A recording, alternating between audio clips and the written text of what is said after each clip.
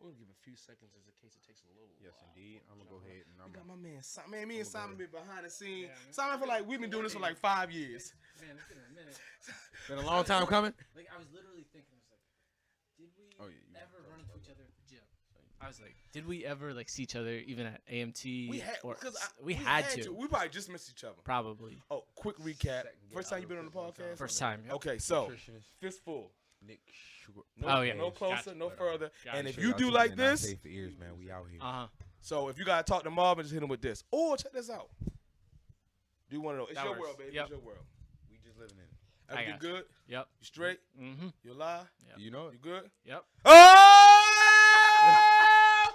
Shit! I had to wait till I could catch him off guard. You be catching the wings now? Yeah, I gotta stop the wings because they gonna start looking for the wings. They gonna But I start was looking like, for yeah, it. go ahead, go. He was like, Yeah. as soon as he said, yeah, Don't worry. he Every- turned. I was like, Every week we gonna come up with something different. we all gonna right? figure this out. We gonna figure it because out. you figure by now people have been watching. I've watched like 4 or 5 of these already just from my homies being on here. I was like, he's not gonna get me with it. He's Got not- you. I got you a little bit. We go run. A little like, bit. We'll do a slow motion. Ooh. You blindsided me. just- You got Hey, ear hold listen, on that. listen, Like, listen. When you're a little dude, you're a martial artist. You gotta use feints. You gotta got just fake 'em out distraction. one time. Look over there real quick. Ah! Thank you so much for coming on. Give my Thank you, hand appreciate clap. it. Got my man Simon. So those who are watching are saying, okay, Break 'em what in. the hell he do? Why does he come here? Right? I hear you're one of the best when it comes to nutrition, right? Meal prepping and helping fighters get to their optimal levels of performing. I would say help being Help. the main word. Okay, there. I mean, okay. when I just started doing this at the beginning of 2018, really. Okay.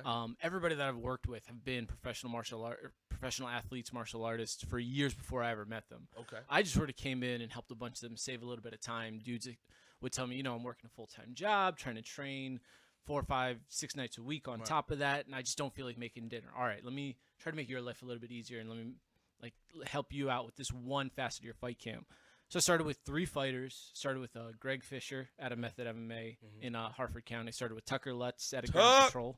Where's the t-shirt at? Hold on, we got a rep for him. Where's that? I just had it. I just We saw moved it. it. had it. What happened to it? I saw it when I walked in. Oh, you sitting on it. Ah, shit. Let's give him a quick flag real quick. There we go. Chuck, he scares me. Tuck scares me. I mean, everybody scares me. Tucker's always got the nice shirts, too. Tuck, I should have worn one of his. you Shit. fuck When he with got arms killed, wide like, goddamn. open. And Rob Sullivan. Oh, Rob, the evil gremlin. I mean, you say that, but he's like the nicest He's dude on the earth. sweetest guy. He's the nicest once you guy get on earth. past the evil crust. That's basically You gotta get. He has to know that he doesn't hate you yet. And You know once what? he realizes he doesn't hate you, then he loves you. My kid loves him. Oh, he's a great person. I don't even get it. Like, I'd be working out at the gym a couple times when my kid was first born, and it was deadlifting day. So I'm trying to get all angry and sweaty and chalky and whatnot. Rob's in his fight camp for, I think it was his second fight at Mavericks. It was supposed to be his rematch for his title fight. So he's 110% Zoned in the zone. And my kid's sitting there, 3, 4 months old. He's in like one of those little like bouncy thingies. He's just like watching me deadlift and like getting angry and like grunting at myself. And he's just like all happy and cheering along. And he sees Rob. Rob's doing like farmer's carries and stuff. And he's like full on red. And you know Rob. Yeah, Rob gets red. He doesn't even have to be angry to be red. He just gets red. And my kid just sees Rob. He's like, I like him. yes. Oh, yes. wow. Kids love Rob. It's like that's like a real life like cartoon character or something. I didn't know people could get red. Yeah. A real life he looks like cartoon he's about to character. blow up. So But- those 3 you started with. Yeah, so those were guys that like I'd already kind of known before. I'd trained out of Ground Control when I first started training jiu-jitsu, so I knew Ryan Mackin, who is Tucker's head coach. And I just knew that Tucker was a pro out of the gym, and then ran into him a couple times, sort of like mentioned, I had this idea here and there. I want to start doing this meal prepping thing because I've seen a bunch of companies in the meal prepping space, and there's this like weird phenomenon where a bunch of these companies would start up, they would blow up and get big, and then they would just disappear. And I mean, like, you see that when you go around to different gyms and you see the refrigerators that they got. A lot of times, like, Jimmy's will go and just like put their stickers on them. Those were refrigerators. They're like skeletons of meal prep companies past that just sort of went out of business, disappeared. They left their fridges at these different gyms, and Jimmy just goes and puts their stickers on it. But they belong to the gym owner, so the gym owner's like, yeah, Jimmy's stickers are on there, but if you want to drop off your meals, we got refrigerators here that like X, Y, and Z other companies left behind when they went out of business. So me being a restaurant guy, like my older brother owns a restaurant. I grew up working for him and sort of like understanding the space. I was like, there's an opportunity here to do this. And I think where a lot of these other companies went wrong is they were a bunch of fitness bros that figured this food thing would be easy, but they didn't realize how much of a grind it was. Like even in general, like restaurants in general, people don't realize like if you're just if you're a venture capitalist that wants to invest in something, don't invest in a gym and don't invest in restaurants. Because it's not, unless you're an owner operator and you're just going to be in there 100 hours a week and grind and do it yourself, it's not like some ultra lucrative space. It's not like real estate. It's literally like if you survive the first 3 months, you're good. It's like podcasting. Basically. You gotta be here to do it. So just me using my knowledge of the restaurant industry and the food service industry, customer service, and then also being a pretty good cook myself, I'd sort of figured like I could probably turn this into like a profitable hobby. Okay. So I sponsored those 3 guys, and then April 2018, that Shogun, just out of nowhere, it blew up. Like what was supposed to be this little hobby of mine that I was gonna, just like make meals for my friends who happen to be fighters, and maybe like they'll recommend me to a couple people, and then like I'll be able to like pay for like my gym membership or whatever. Right. This little hobby all of a sudden turned into we need you basically, and it like it got to the point where like you found a niche, and then that niche needed you to fill it. Yeah. I mean, like it blew up way beyond my wildest imagination. Like I honestly, like I never thought I mean, like everybody that starts a business would like to make money with it one day, but I never thought I'd take it full time. I never thought I'd actually turn it into a business. This was just supposed to be like a little side hustle for me. Right. And then from there. Perfect. So one of the reasons why my co-host, who doesn't have a lot of time with us today, but I definitely wanted you guys to talk because he's also a business owner. He's also in the fitness realm. When you hear that, what kind of parallels do you find in your own journey? And you're like, wow, I can identify and questions you may have. Yeah, because people think that it's fairly simple just to kind of go ahead and do it, but it's really not. It's got a lot of details into it, and I'm pretty sure that he can vouch for it. Especially when trying to either get fight ready or competition ready, or just in general trying to cut weight, gain weight, whatever the case may be. Depending on what you're eating, how many times you're eating, so on and so forth, and then still having, like you said, that work week. You got kids, you got a wife, you got to spend time. Then you got to hit the gym and all that kind of stuff. And it's a lot of details that go into it. And I'm pretty sure that you can also say about the calorie counting and carbs and the protein, the macronutrients that go into trying to prepare yourself to get to that optimal thing. Now me per se, I have my own techniques.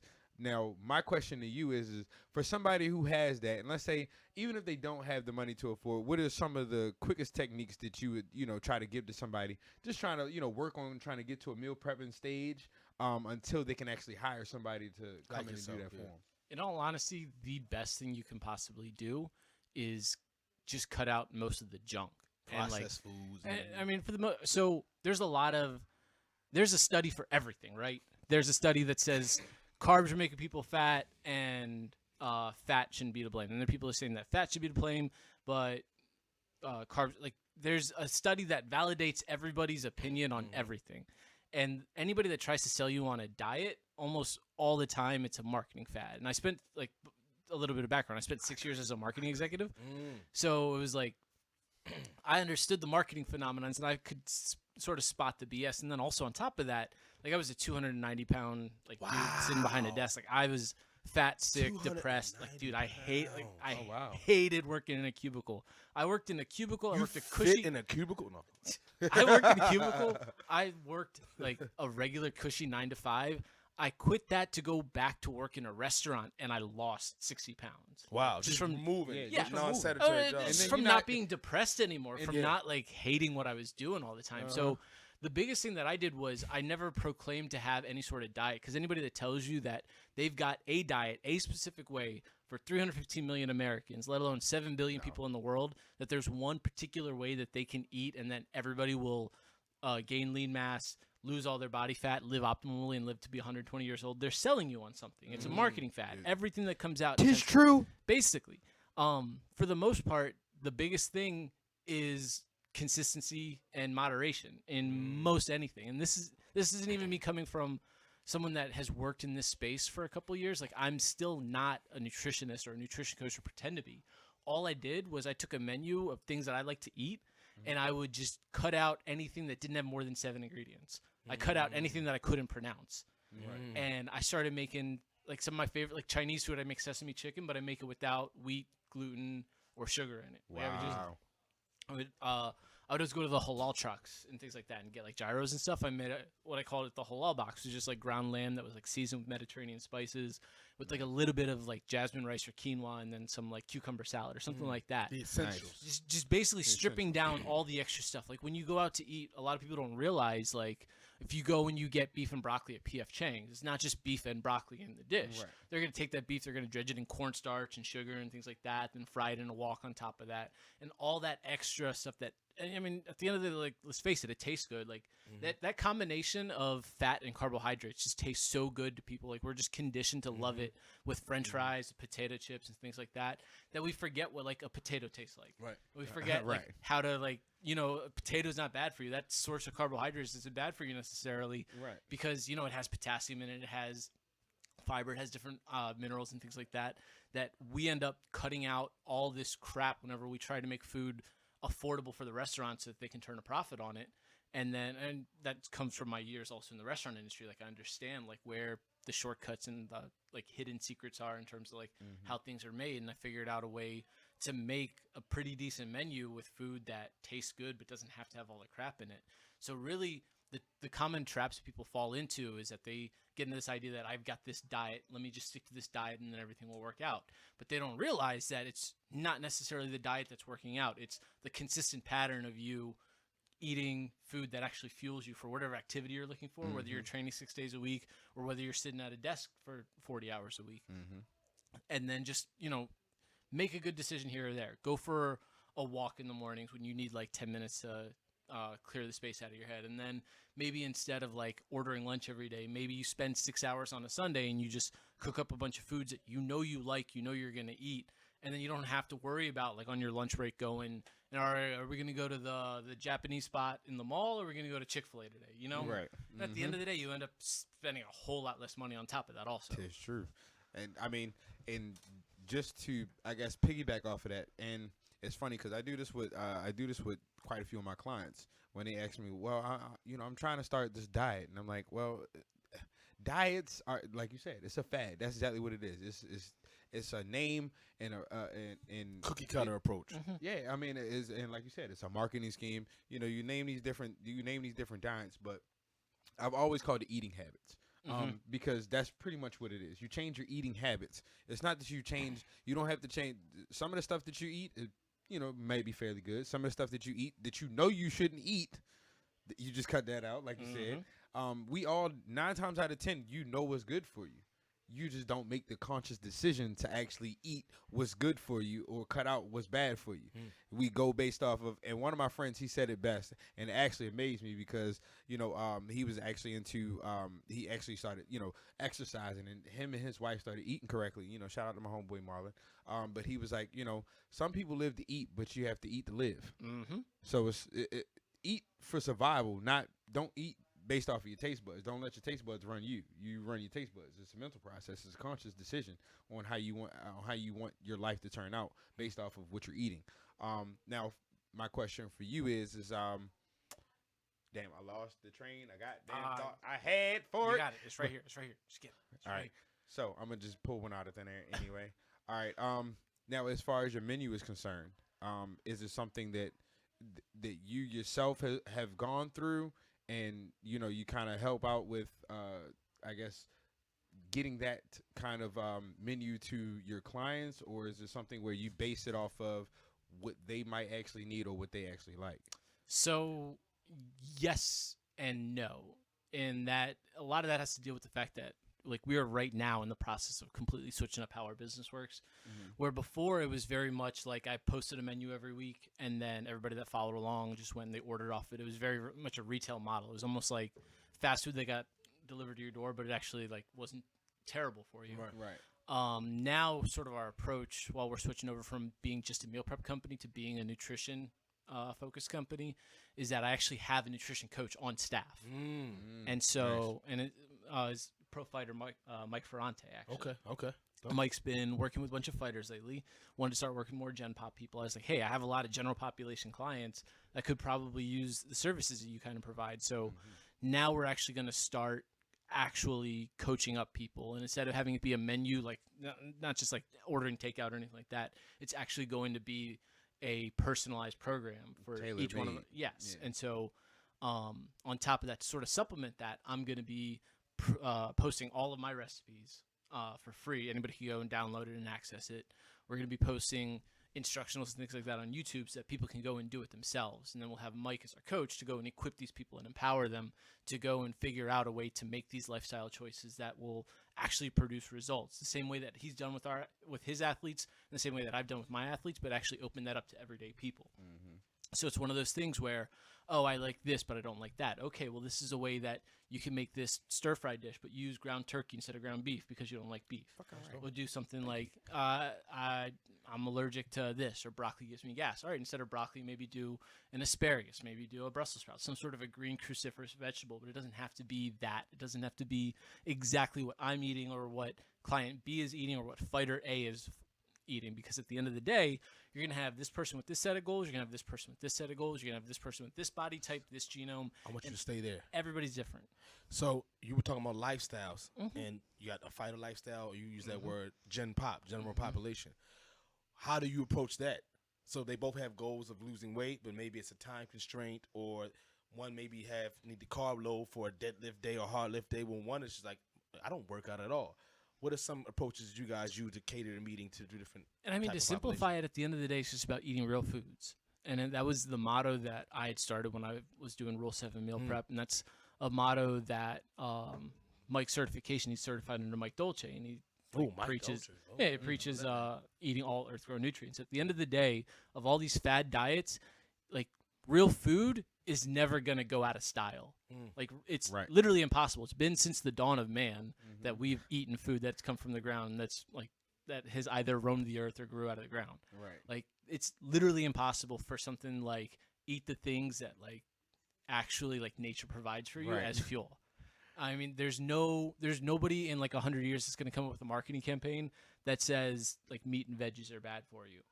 Like that's basic. No, okay. There's probably there's going to be some like crazy overzealous people that are going to say meat and veggies. Yeah, I'm about to say you just spoke that shit into existence. I know. It'll be here in 10 years. It's going to be somebody. But I mean, like what you need to do is take this medicine and you'll live forever. Exactly. It's not like this was created in a lab. This is exactly the opposite. It actually comes from nature. It comes from like grains and stuff come from grain, like wheat comes from the ground, like rice comes from rice farms, like food, like meat comes from animals. Like these things are actually created to fuel us. They were put on this earth to fuel us. That's why we're at where we are in the food chain. And the idea of just eating real foods is not something that you can really like debunk on like whatever marketing trend or fad that you decide to propagate this time. Dope. So you have a fighter who needs to feel powerful, needs to get through his training sessions, but you hear about these vegan diets, or you hear about the vegetarian diets, right? Pescatarians. Yep. Where it's maybe heavier on the carbs or lacking protein or whatever essential vitamins, BCA. How do you make sure they're healthy, but also not feeding them? So I'm gonna tell them vegan stuff. They're eating stuff that's maybe not natural. It's lab created versus, so the natural foods. What do you guys do to combat that type of stuff? So that situation's never actually come up specifically. Ooh. But if I had a fighter tell me that they were pescatarian and they said all I eat are fish, veggies, and then some grains, all I'm going to make them are fish, veggies, and grains, because that's what that fighter has been working with. That's what that fighter has been doing, and it's gotten them at least to this level. And at the end of the day, there's some like crazy study out there that shows like 90% of diets out there fail because people won't sustain them. And if that is that's a sustainable eating habit for somebody, if somebody can go on for the rest of their days just eating fish, vegetables, and grains, and that if it were that bad for them, eventually their body would tell them it is. Right. Like they develop some sort of reaction to whatever they were eating, whatever they weren't eating. Like their bodies at some point would probably tell them. So what if the nutrition profile, you see an obvious gap, and you don't want to take the position of, I'll let you figure that shit out yourself. You're like, hey, I see you only eat these for whatever religion or whatever, but you are missing something that if we injected it in here, it would help you perform not only at your job and be sharp at your job, but it will help you maybe have better cardio or have the strength and energy to push through those fights. Is it your job to do that, or is it like, you know what, if you say this is what you want, that's exactly what I'm going to give you? More so the latter. Like, Okay. We don't proclaim to be doctors, medical scientists, or anything like that. We don't want people to sit, like, we don't want to change the course of somebody's, the direction that they already set. We just want to be there to equip them to better the weight and provide like a consistent source of fuel for themselves. Like if I can go and save that fighter some time and energy by figuring out how to take this certain limitations and if they say I need this amount of carbs, this amount of protein, this amount of fat, or if they say just make me whatever, but don't put any like red meat or sweet potatoes in there, Right. then I'll do whatever they say. It's not my job to tell them how to eat. It's my job to support however they want to eat. They feel is best. Gotcha. I'm going to ask y'all both the question. Gotcha. What's more important, nutrition and what you eat, or your strength and conditioning program? Now, this is a question I also know the answer to, but we're dealing with a lot of layman's here. Yeah. For y'all be like, what kind of dumbass question is that? What do you guys feel? Is it 50-50? Is it 80-20? Or is it what? I'd say it's probably 80-20 in terms of nutrition versus the training. It is impossible. 80% nutrition. Yes. Wow, it's look at impossible to outwork a bad diet. And like You already know. Don't you say shit. You don't know shit. Look at you. I'm sorry. It's very tense in here me right off now. This perfect look. body. What's crazy is because if I cut it, what's crazier is because if I cut out some of the stuff that I eat, but I'm not necessarily on any kind of like regiment right now to where I'm preparing for anything. So if I cut out some of my sweet habits or my little miscellaneous stuff like that, you'd be even more pissed. Please keep those habits. Please keep those habits. I don't want you around my wife anymore. But so you saying 80? So I was thinking maybe this is what I was thinking. Okay, I was thinking maybe like 60-40. No, so You're saying I'll use 80%. I'll use myself as an example. When I was 290, I was at a place where, like I said, I was working a cushy 9-to-5 job. With that 9-to-5 job, I'd get up at like 6 in the morning. I'd go to the gym. I'd go to the gym and probably train 4, if not 5 to 6 days a week. I'd be doing those like those high intensity interval training workouts. I could go to like one of those like functional warehouse gyms twice a week religiously. Every Tuesday, Thursday, I was there.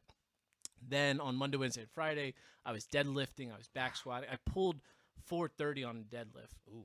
I was weighing 290 pounds, so like being the 400s wasn't like record breaking, but still a 400 club. The highest, the highest that I'd ever deadlifted.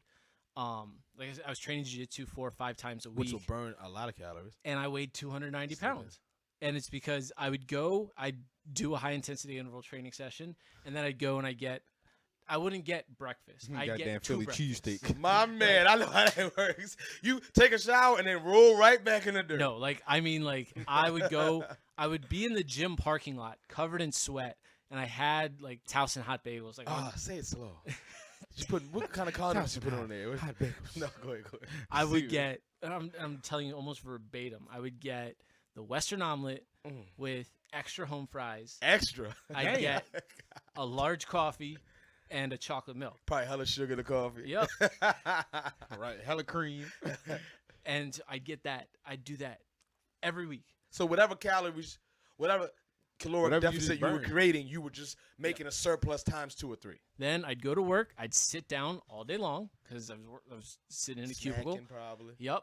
On my way home, I'd probably snack on the way home because I'd be caught in rush hour traffic. And to this day, that's my worst vice. We should have been food buddies, bro. Man, I'm telling you, I can eat. I can put down some food. And this is at like the heyday of my ability to eat. Of course, at lunch, I would usually forget to pack my lunch. Even back then, I was on like the meal prepping train, but like I wasn't actually making any consistent choices. Right. So oh darn, I forgot lunch today. I don't know, I got an hour, so I got to run. I can't really go and get actual lunch. Let me just go to like Arby's or whatever because it's right down the road. I get like 3 beef and cheddars, a large fry, and a Diet Dr. Pepper. Ooh, that's like 3,000. Yep. And then, go back to sitting for a few more hours. I get home and I'm just tired because I literally just like ate your life away. Basically. And also, I mean, like I said, at the point, I was just hating what I was doing. I'd lay on the couch for a few hours, and then like I'd be like, all right, let's go do something active again. Got to train, go and do jiu-jitsu. Leave jiu-jitsu, I'd be like, You know, I got to refuel. You got to refuel. I got to refuel. I just burnt all those calories. You not just like, yeah. Yep. Like you forgot all the ones you did earlier. I'd go to Chick-fil-A. I'd get a spicy chicken sandwich. I'd get the large fry. With a large fry. With the large fry and the cookies and cream milkshake. You piece of Jesus. Why are we trusting you? Stay right there. You're right. You had to change. He had to change. Now, do you believe it's that drastic of a percentage of 80-20? Or not? Listen, I know he's right here. You don't want to call him out. Like, I actually disagree. But do you think it's more 60-40, 50-50, or is it 90-10? No, I mean, personally, I think it's more like, all right, so this is going to sound crazy, 80-20. but I'm going to say it's 40-40 with another 20% on top. And the reason why I say 20% is because 20% is the mentality that you got to have first. So that's I didn't know he was going to do that. That was smooth, though. I mean, smooth. And the reason, and the part about it is because, and I would like to change up the numbers, but I'm not a mathematician. No, we ain't so look, I'm gonna more numbers. No. But this is the thing, and the reason why I say that is because if you don't have the mentality to actually change your eating, then you've already fucked up there. Period. Like you need to have that mentality for your eating habits. Period. And then as far as the exercise, yes, you can come along and do the exercise, because eating is only going to get you but so far. So you got to have the exercise if you want to take it to another level. However, I do say that the eating does have more of it does have more precedence over the workout, because like you said, you can't outwork a bad time. That's not good. It's just not going to happen. You can bust your ass like my man did, and then even if so, this is the thing. There's another part, is because of the proportion. I mean, the portion size that he's eating. Your body's the large fry. You probably got large cookies and cream milkshake too. Of course. You're a big guy. So, you're not smart. I don't know what the small cookies and cream milkshake looks like at Chick-fil-A.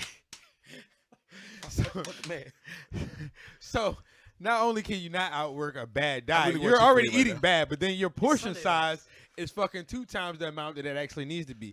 Like when people say that they catch the itis, oh my God, I'm sluggish after, lunch or whatever the case is.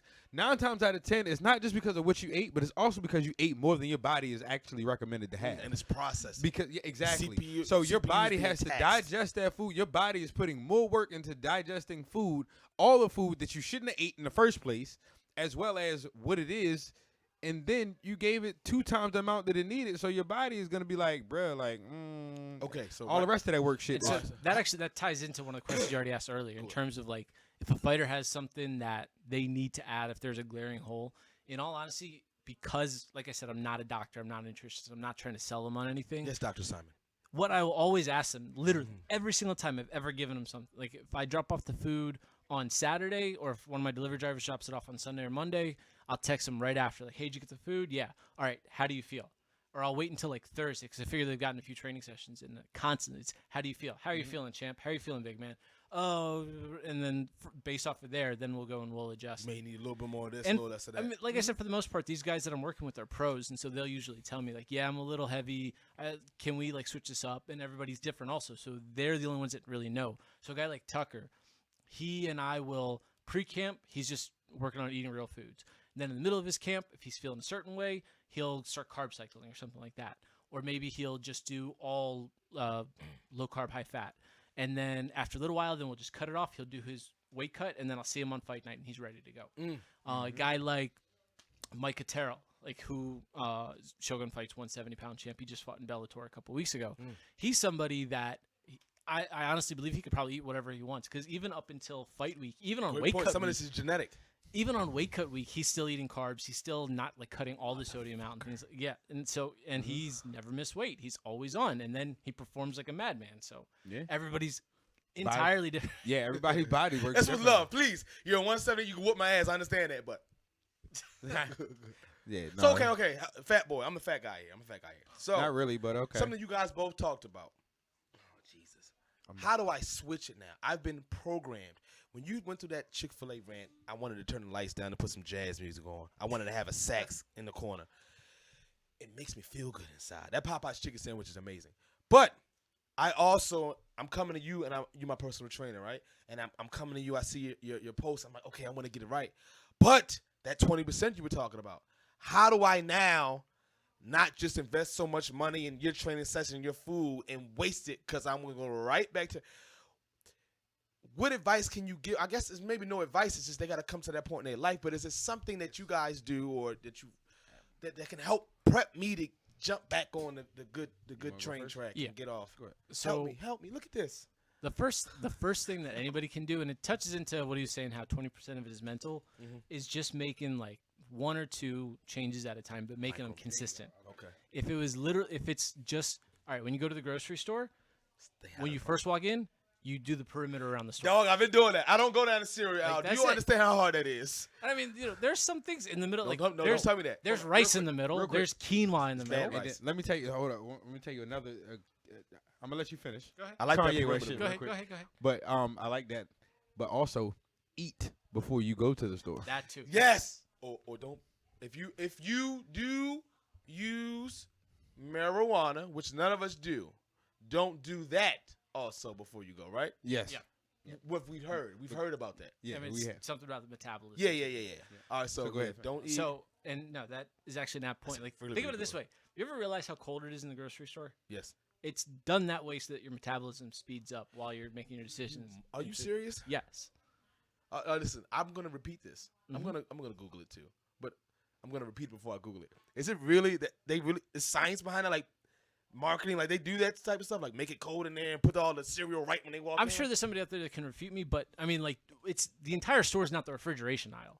Yeah, right. Yeah, right. Like, there's a reason why kids are programmed to see all those like colors. There's a reason why Gushers are on this level, so that yellow box, the blue background, and the white. See, I can describe it right now. I haven't eaten Gushers in 20 years, and I just described to you the whole design of it. That stuff is programmed to like deeply shit out of go. Right. So I mean, like there are so many like small little calculations that at the end of the day just adds up into more consumerism, more just buying more. And after a while, you're almost just conditioned to do that. That's why making those changes to your mindset, doing 1 or 2 of them at a time and just making them consistently is probably the best way to go. Because like I said, at the end of the day, 90% of diets are designed to fail. They're like GM motors. When Corvettes used to be the best car ever made, and then in the 70s, they're like, you know what? If we make our cars break, people have to keep coming to the dealership to get them serviced. And that's why, yeah, exactly. So diets are meant to fail. That way you start up on the next diet or whatever it is that you're working on. You just consistently keep buying into it. If you go and make small changes that you can eat this way for the rest of your life. Like if someone's like, is keto good for me? Is keto something that I should do? I don't know. Can you go the rest of your life without eating pizza? Probably not. Then probably not.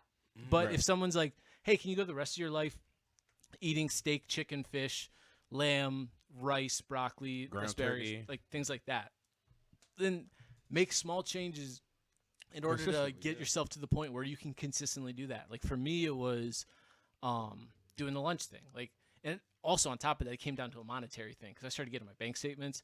My wife started seeing the bank statements. Fam, I'm dropping $100 in fast food. Like $75, $30.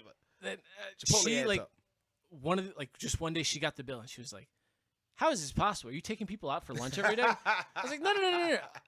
And she like sat down and she's a teacher. So she like is organized. So she like sat there. She took the bank statement and she circled all like the fast food and the lunch joints and then just tallied it down at the end of like how much I had spent in a month. In like 1 month. Give me a number. It was nuts. Give me the number. What was it? Was it over $100? Hell yeah. Oh, it had to because if it's $25. Yeah. So it was definitely over. You were probably dropping $50 a week easy. Man, and if you think about it, and that's, think about how many times people have said like I can't afford a gym membership.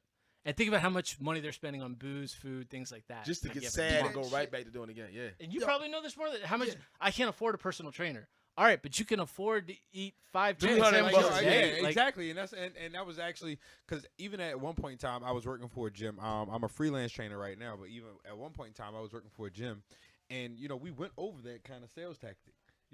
Well, you spend how much in food? Just fast food a day? See, and then you go through a week, and then you say you can't afford a trainer because of what? As the resident fat ass.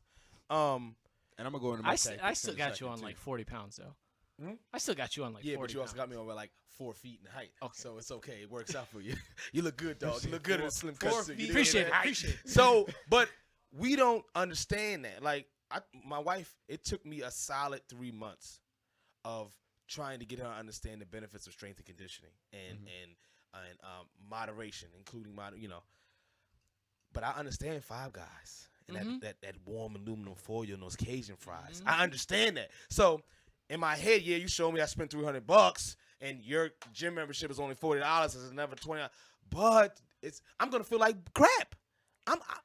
Meanwhile, how do you guys switch all that? this time, I am literally killing myself at this job that I hate, so that I can afford this food that is also killing me on It's top also of killing that. you. Like, Then so you get mad because you gained weight. Double murder. You just got basically. a double barrel gun on both Exactly. sides. That's exactly like.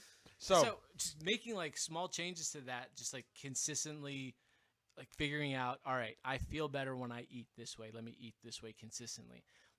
I perform better in the gym when I eat this way. Let me eat this way consistently. Like I have more focus and like I'm making better choices and things like that in terms of my life and being a better father when I eat this way, when I live this way, when I train this way, when I just like conduct myself in this way. And like a lot of that just like went into like me wanting to be that kind of man that like took care of myself so I could take care of my family, take care of my family so that they can take care of others and things like that and let that reciprocate. And at the end of the day, like it was a matter of like, you know what? I feel better when I get home from this job that I hate and me and my wife take a 45-minute walk. All right, so we started going on 45-minute walks every single day. I feel better when I hit the gym 4 times a week, not 2, not 3, 4 times a week. Hit the gym 4 times a week. I feel better and I enjoy life better when I do jiu-jitsu. Let me train every single night. Let me go be good, like get off of work, be a good husband, show my wife attention, love, and affection. And then she's getting ready for bed because she's an early riser. She's a school teacher. Let me go out to the gym at 8 and let me go every single night. And then just over time, like The those reward small system little, just kicks in. and it was like there were so many times that I said like, you know what, I'm gonna go and I'm gonna lose 50 pounds, and then I just didn't. And then finally, just got to the point where I said, you know what, I'm going to train 4 days a week. I'm going to like stop. I'm going to start meal prepping. Lifestyle changes. And then eventually, like I didn't even realize it, but then eventually I hit this number 239, which is a number I was chasing forever. Wow. From 290 to 239, I was like, oh, okay, I can do this.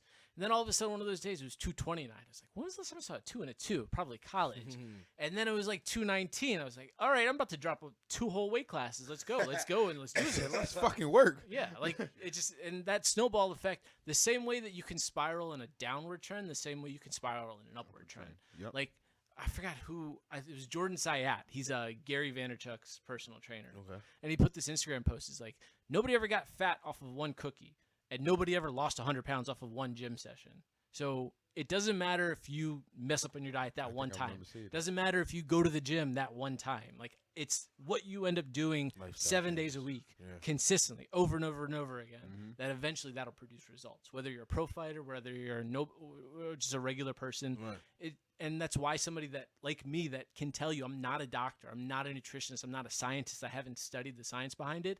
I've just seen the practical real-life applications that most people can just sort of change in terms of their lifestyle and their habits and their just daily consistent patterns that have produced results for people like me, that have produced results for people that I've worked with. And at the end of the day, it doesn't have to taste bad. There are ways that you can make it taste good, right? And you'll still be able to eat it every single day for the rest People of your think life. meal prep is like boring. Yeah, no they salt, think it no don't salt. taste. Yeah, they think it don't taste good.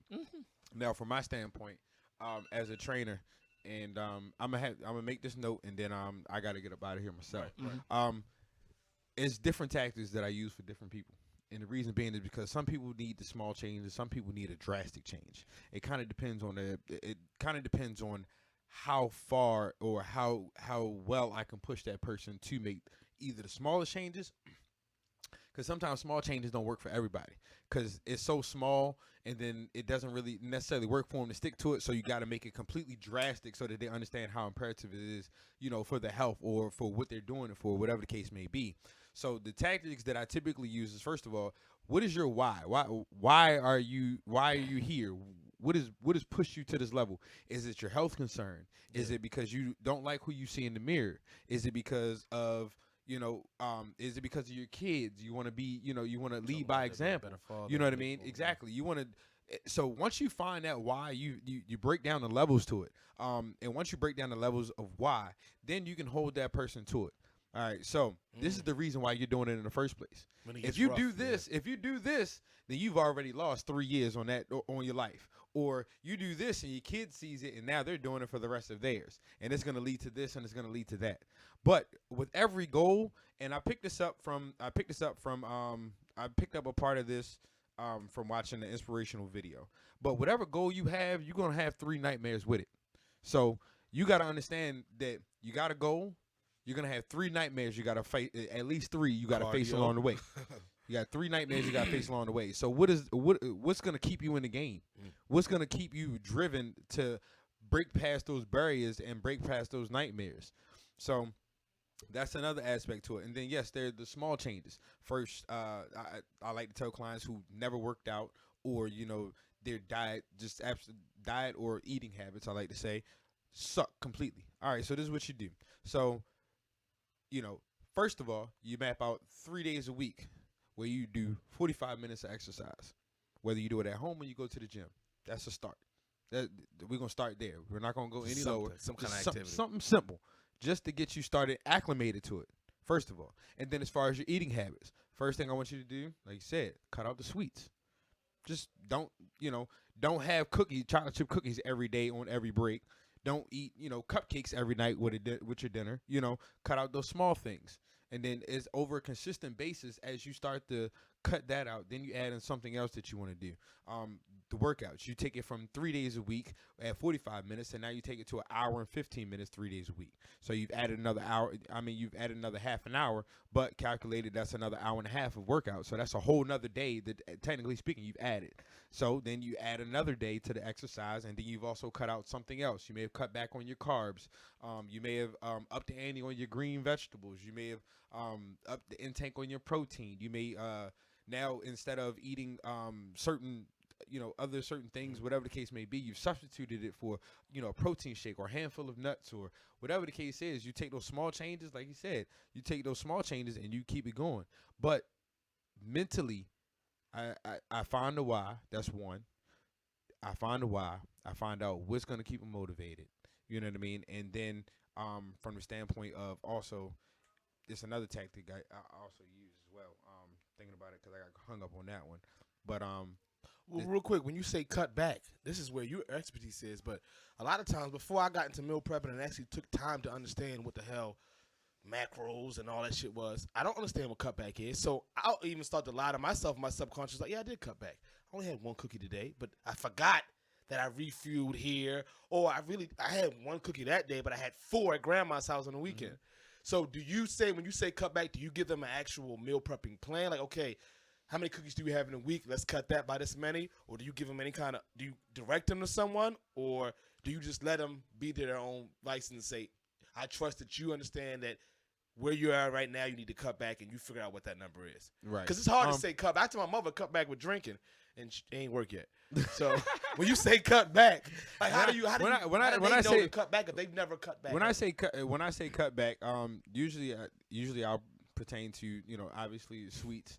And then I'll say, do you ask? I try to find out. Yeah. So what I do is I try to find out. Exactly. What they're. I might tell them to take a food journal. Write down what you eating. You know what I mean? If you, I don't. Most you don't necessarily. So this is the like, thing. Oh, this is the thing though, because people think that you actually you have to count calories. You don't actually have to count calories to get to a certain place. It's about, like you said, it's about knowing how and what. I mean, not necessarily knowing how, but to a certain degree knowing how, of cutting it back and how to cut back yourself and what's going to work for you. So I usually tell clients, write down a food journal. If you write down a food journal, then that way I can take a look at it and I can tell you where you might want to, cut back on, the treats here, or you might want to cut back too on much potato bread. You might want to cut down, instead of eating 3 potatoes, you might want to cut down at least to a potato and a half, and then from there we can go down to a half potato or something like that. You know what I mean? So and it's not so much as calorie counting. It's not so much as, knowing all your macronutrients. Yes, your macronutrients, if you know those and and you're good with it and you can try to, do the best you can with it, a lot of people don't got time to count it. A lot of people, it's difficult. And I mean, another thing on that, just to touch on the food service side of things, all macros are approximated. When they post them on the labels, it's impossible to get it exactly, because it's not like there's a scientist in a lab that's weighing out each individual chicken breast and saying that they take an average of all these chicken breasts and they say on average 4 ounces of chicken breast will have 42.5 grams of protein or something like that. But at the end of the day, like every single meal is not going to be 100%. It's not like there's no like secret laboratory that has like a calculator for all these. So one of the things that I started to do was like I said, how I always ask my fighters, how do you feel? How did you feel? How did you feel? I started asking myself, how do I feel after I eat this? I would always try to eat like a high protein breakfast to get the day started and like just so that I'm like satiated and all that stuff. So I'd make an egg scramble with like 6 eggs in it. Because 6 eggs is about 42 grams of protein. That's what I was shooting for.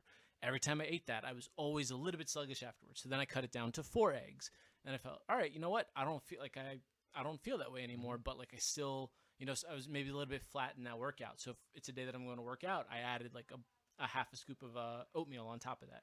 And so 4 eggs with some veggies, a little bit of oatmeal, a little bit of coffee. Go to the gym. I was good. Go to work. I had energy that fueled whatever activity I had for the day. And then at the end of the day, like I didn't feel like that itis. I didn't feel like that. Oh man, You didn't feel dragging like sluggish and all that stuff. I never understood the ability to eat a meal and not have that like food baby afterwards. Like I would literally, almost every single night, like, just like be on the couch and be just like Al Bundy and just like I didn't realize what it was like to eat for a full day and not have one of those at the end of the day until like I started. It's crazy. You get used to operating at a low level, and so now I don't really like track too much anymore, unless like if maybe I'm up a little bit, maybe I'm like a little bit softer than I was like a few months ago. Then maybe I'll sit back and I'll start as if it's day one again. And I'll start tracking everything I'm eating and then use that just as ability to make adjustments. But after some time, you sort of get a hang of it. And like I said, if you're making these consistent changes over time, a lot of people could just ditch the food journal after a while because they just realize, all right, this is how I eat. This is a sustainable way for me for the rest of my life. And it fuels me for this level of activity at this age or whatever. And it'll probably change over time. But for right now, like, I don't really need to like sit there and like put everything to my fitness pal anymore. If I'm able to intuitively know this is how I should. This is what works for me. And the other tactic that I meant to bring about when I was talking about is also rather do it now than later, because you rather do it now while you still can. Your 40s doing now, not 65. Yeah, and it's a little easier. Yeah, you don't want to wait until you got high blood pressure, high cholesterol. Diabetes. You're on the risk of heart disease. You're type 2. You're diabetic now, and then you're subject to other conditions. When the eyes start going bad, all that kind of stuff. Would you rather deal with having to get into working out, exercising, and eating correctly now before you have those problems, or you going to wait till damn near on your deathbed? Like you got a choice to make. So either do it now or do it later. Which one? Because right now it might be hard, but later on down the line it's gonna be way harder because you might not be able to do it. You might not be able to do it. Well, and it's gonna take a longer time to bounce back from a longer period that you could have started way back when. You trying to tell me I'm gonna die? No, I'm not trying to tell you. I mean, we all gonna die one day though, right? This is an intervention, Nick. So hold on, real quick, because I'm getting ready to roll up out of here. So I just want to make sure. Sir, it was definitely an honor meeting you today. You guys should do some talking more behind the scenes. Most definitely. Hook it up. And one of my cards right there. So if you just want, I'm gonna grab it real quick. But once again, make sure y'all follow Not Safe for Ears on Instagram. Make sure you email us notsafeforears@gmail.com. Make sure you also hit the post notifications, subscribe on YouTube. Not Safe for Ears, man. And I wish I could definitely stay here for the rest of this conversation because I absolutely love it. Obviously, once again, thanks. We'll do some stuff. Yeah, definitely. We got ideas working in the background. We definitely going. I'm pretty sure we're gonna have you on the show sooner or later. Maybe we can come to the shop and watch you cook it up. Yeah, he's supposed to bring some food out here. Oh, photos look good and shit. Don't be a fat ass, Nick. Food at? Don't be a fat ass. All right. No, look, I say we're a good ass. He's gonna be good, healthy food. Look, man, love you guys, man. Y'all make sure y'all take it easy, bro. Nick. Right. We're not gonna hold too much longer. Now, you did talk about a little bit of All right, bro. I love you. I'll talk to you later. All right. You were talking about some other things that people are asking. I'm gonna make sure you don't leave here and you're like, I meant to talk about this, or this person asked me about that.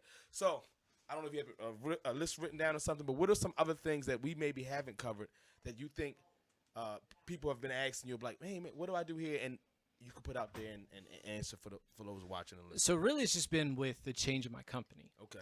Like I said, when I started this, it was just a side hustle. It was just a meal prep service. Was Rule 7? That was Rule 7 meal prep. So then, like I said, that thing grew beyond my wildest imaginations. And then in about April of 2019, so like a few months ago, I got to this one point where My number 2 guy had to quit. He You go. so my number 2 guy had to quit. He was doing this as a side hustle also. He was working a regular day job. His day job required him to put more hours into it. He's getting like certifications and stuff. Yeah. It's like, all right, it's understandable. It's like we made a good run while it lasted. You really helped me handle the growth of this company.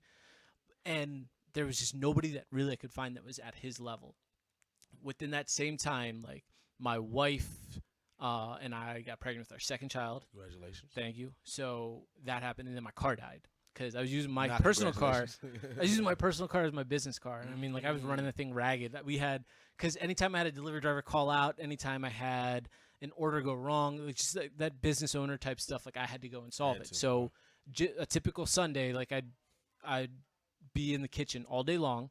Then I'd be hopping in my own car to make 4 or 5 deliveries because I don't have a driver, or I don't have my second driver, or I got to run down to Anne Arundel County because something went wrong with the delivery and the wrong person's food. I see why it was hard to get you on here on the Sundays. And so and so, like that, just one thing after another, and I was handling it like I was just because I was putting everything I had into it. I was working tirelessly, like. At the end of the day, it wasn't even that it was burning me out, but it was making me subpar. And I didn't want to be one of those subpar meal prep companies. Especially when you knew the quality of and most people would probably say, like, no, it was still really, really good. Like, I was actually telling friends of mine that I was just going to shut it down because I didn't want it to become like one of those B-level services. And they were still telling me it was really good, but I wasn't happy with it. Like, I was going to bed not happy with the work that I was producing. And why would I want to keep doing that if I wasn't happy with it? So instead of shutting it down, I'd sort of like taken a look and I sort of figured, like, how can we keep this going? How can we make this good thing into a better thing? And I sort of started thinking about all the goals that I wanted for the company, what I wanted to eventually turn it into, and make it a more service-oriented item instead of like a retail-oriented item. I didn't want it to no longer be, like I said, I wanted to get out of that carry-out mentality where I had a menu, people ordered off of it, and then they got food delivered to their houses. I actually wanted to create a service. I actually wanted to create something that helped people out and that would produce some sort of like a service-level relationship with my clients. Like I didn't want it to just be, hey, I want food, come to my house. Yeah. So I started talking to Mike about it. Probably about like May. I saw him at a tournament. He and I were both competing. Okay. I just sort of mentioned him. Yeah. Okay. And Mike's a pro MMA fighter, but he does jiu-jitsu tournaments on top of that sometimes. He's really good.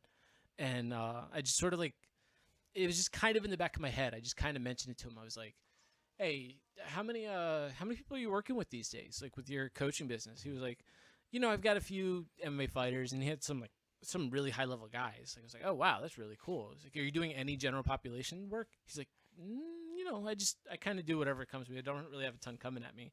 So then I was kind of texting him. I was kind of texting him. And then finally, like, I was like, this is the direction I want to take the company. And like, I want to do something completely different. And so every Memorial Day, over all the holidays, I would always close because they were slow as all get out. People get out of their routines every time there's a Monday holiday. Oh, yeah. Like, people just, like, the first time I realized that was, like, last year, Memorial Day weekend, nobody ordered anything. Yeah. What's going on? What? Am I out of business? And it was literally just like every single one of my regulars was, I forgot. Right, yeah, I know what did it. So this past Memorial Day, I was like, all right, I'm going to close down Memorial Day weekend. And actually, we're going to close one more week because we're going to be making some changes and things and how things are going. And a funny thing happened. In that time that I was, quote unquote, closed for 2 weeks, I got hit up even more by people like, hey, can I get food this week? Hey, can I get food this week? So I spent 2 months just working with my existing clients. I wasn't taking any other customers. Just trying to take that time to like finish what I started with them before we like made this big switch coming for this fall where it's going to be a nutritional service company first.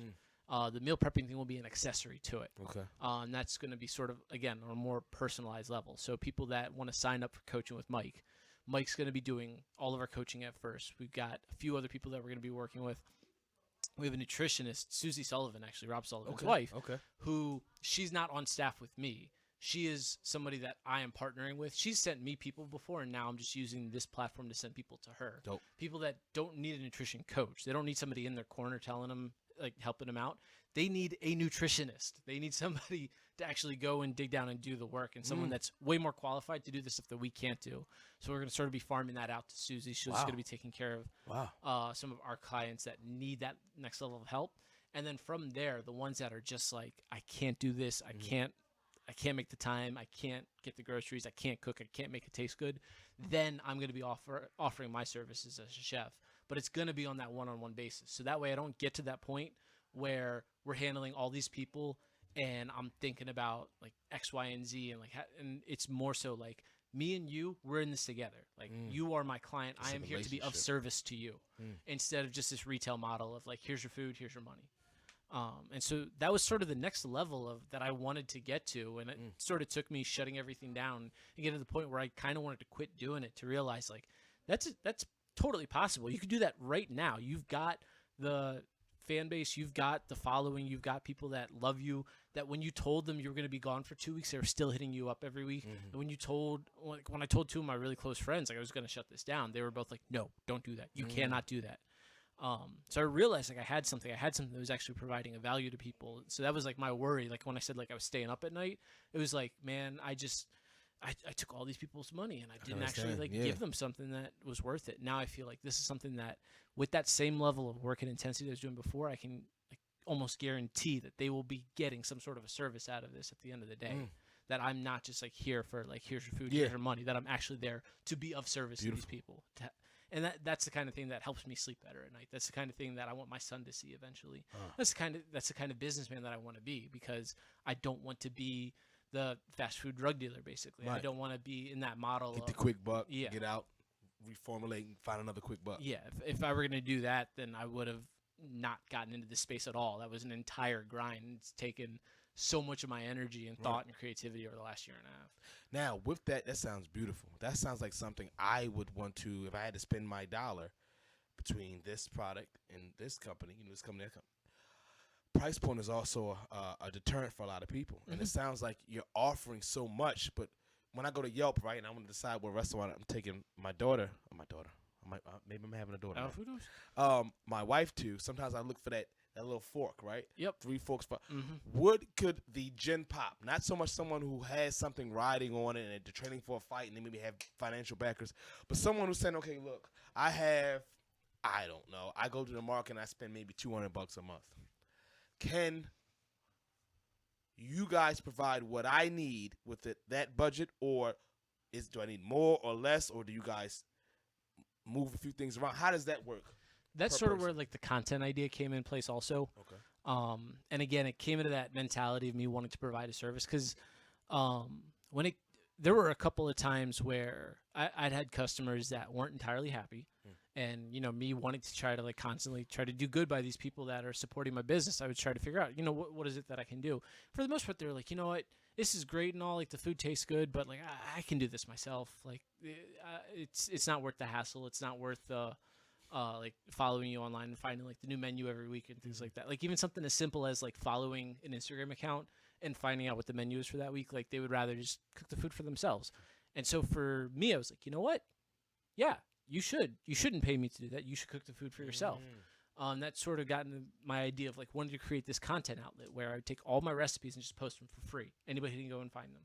Where I would go and actually do like YouTube instructionals on like how to grocery shop better, how to bake chicken in a way that like, actually like tastes great. It's not like dried out, like, I don't know, like whatever your least favorite auntie's Thanksgiving turkey was like that one year. Like it. And so it's always auntie. and so I was like, and I actually like I said, I come from a marketing background, but even before that in college, I studied broadcast journalism. So like producing content is something that I always kind of wanted to do. I just never really found like a niche that I wanted to be in and do it. But this is something where I felt like, you know what, you have this ability to create content. You have this ability to cook food. You can't create content for 60 hours a week every week anymore. You got to pay the bills. You can't cook for 300 people a week anymore. You got other things you got to be doing. Here's a way that you can reach all these people that have such a crazy high demand for you that they're blowing up your Instagram DMs asking you for food, like when you're technically closed for like 2-3 months, like you were. This is a way that for those people that like came to the decision after being my customers for X amount of time, they were like, I can do this myself. I'd be like, you know what? You can. In fact, a lot of you people can. This is a way that a lot of people can figure out how to meal prep 14 meals a week in under 6 hours, because people say, I don't feel like spending the time doing that. All right. Here's how you can. At the end of the day, like the only thing I can't do is do the dishes for you. That's gonna suck no matter what. And but like things like that, like the grocery shopping, the better ways to find, like there's like different ideas that I have been coming up with. There's going to be rolling out slowly over the next couple months, and it's literally things like should I buy 80% ground beef or 90% ground beef? What's the difference? And that's a question that I got like once when I was doing a talk at some corporate office, and I was like, you know what? I have experience doing this. Like, this is why you should buy the 90, and then I like list all the reasons why. So those are just like a lot of the things that I've basically have always thought about and have kind of had in the back of my mind when I created my menu and I create these plans. I would want to give to all these people that I can no longer just handle all the hundreds and hundreds of them that I was on a given week, that we can say, like, this is a service that you guys can access for free. And then for those of you that want a little extra help, these are the services that we also have available. Very efficient. And so at the end of the day, like, I'm not getting burnt out. I'm producing A+ effort every time that I'm meeting with somebody or every time that I'm talking or I'm cooking for somebody. I mean, even right now, like before we even officially launched, like I've already filled my calendar with personal chef clients. I had a couple fighters that were in camp, wanted to finish them off.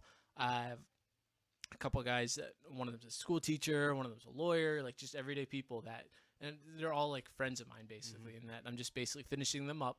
I'm going to take a couple months off for my paternity leave basically after the baby gets here, and then come final quarter of this year, early 2020, we're just hitting it full steam ahead. Nice. Yep.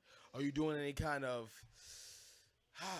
like grand opening, or I don't see you guys have like a storefront anywhere, but is there any kind of like any way you're doing any kind of launch that I can help push that outside of just sharing, being there, any kind of meet us here, we're gonna do a tasting and talk to people about what rebranding and all that. What's going on with that? So there's a couple of in-person items that will be rolling out in the next few months.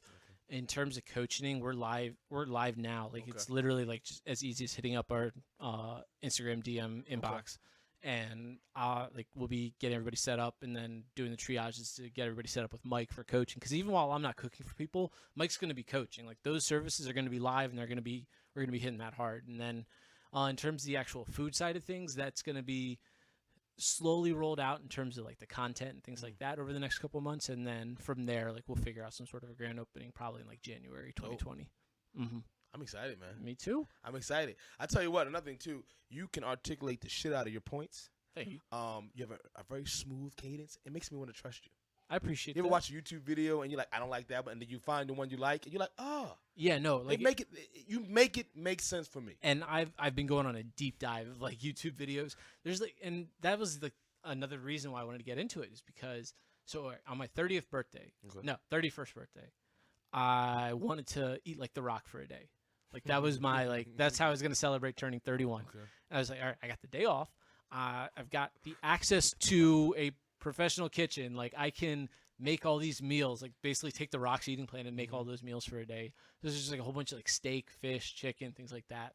And so I started going on YouTube and I started looking for other people that tried to eat like The Rock for the day, and all the videos sucked.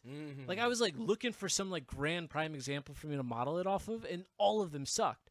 So then I started deep diving into these like full day of eating YouTube videos, and they were sort of like intriguing to me, but I was like, there's something like that all these guys aren't doing for me. The only guys that really were doing it right were like CrossFit guys. And I think a lot of CrossFit coaches, they're articulate guys. Like they coach people for a living. They talk to people for a living. But also, I don't look like those guys. Like very few people. That's great though. Very few people look like that. And I was like, what if an everyday guy, like what if an everyday frumpy dude that like weekend warrior athlete, like works a 9 to 5, has kids, like just from the suburbs of Baltimore County, like just a regular dude, did one of those things like that and doesn't look like a CrossFit coach. And maybe that gets another regular dude to watch that and realize like, oh, I don't need any sort of rocket science grand scheme in order to like, let me just like start like doing something that makes my body feel good at the end of the day. I like it. I think being personable is key. Yeah. And that's why like doing your podcast, like wanted to like hook up with you and get like, and we're going to be actually partnering with Jason Bloom, the guy that does all the Tucker's videos. And start working with him for start putting out some like pretty decent content out there for people that like people like us, like people that like you're probably doing it now. Like when you're like working your regular job, but you know, you've got your podcast, you've got all these creative outlets, you've got your event hosting and all these little side hustles that you want to do. And how many times you sit around there, like just thinking about like, you know what, like, I kind of want to do something more. I want something more out of this. I want to figure out something like the next level of what I can do.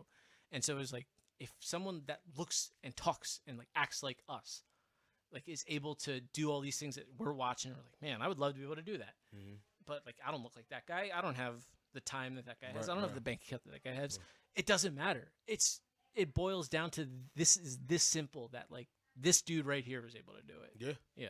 And then also, even if you don't receive any of the accolades or any of the monetary gain, you still put something out there for someone that could possibly save their life and make their life that much more enriching. And at the end of the day, that's what I wanted out of it. Like that's the why. Like that's exactly it. I like it. Shit. I had to say shit. I felt like we didn't curse in a while. I had to say shit. Nah, I don't know if we curse. Look, I told you I was gonna keep it nice. Look, Simon. I'm gonna flash your handle up here, but just let them know where they can find you. Any way they can reach out to you for any kind of questions or concerns, training tips, etc. Let them know what they can do. So everybody that's been hitting us up that wants to sign up for nutritional coaching, you can hit us up at Rebel Nutrition MD on Instagram. Just hit up the inbox DM, and then I'll get you guys set up for your first consult. Anybody that wants to follow along, everything's going to be Rebel Nutrition going forward. Rule 7 meal prep was great. We built the best meal prep company in the area, and now this is the next step to that. Hey, I like the shit talk. I know. I mean, like I'm just say it again. Say it again. We did everything that we possibly could have done in the meal prep space. We killed the game. Killed that shit. We did it.